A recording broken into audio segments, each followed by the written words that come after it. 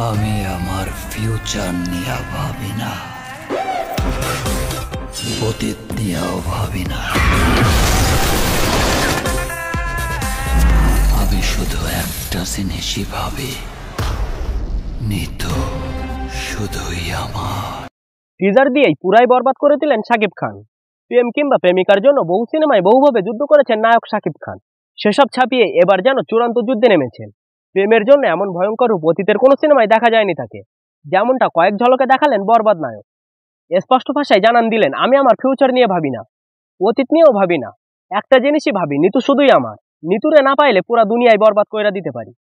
1 minute 44 সেকেন্ডের টিজারে যেন একাই আগুন ধরিয়ে দিলেন শাকিব খান।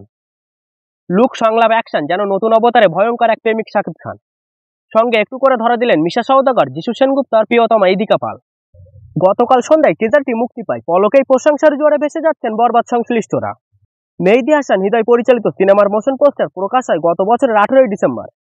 নির্মাতা জানান, আগামী ঈদ উল ফিতরে বাংলাদেশ সহ বিশ্বব্যাপী মুক্তি পাবে সিনেমাটি। বরবাদ প্রসঙ্গে শাকিব খান আগেই বলেছিলেন, সিনেমাটি আমার সব কাজ ছাপিয়ে যাবে।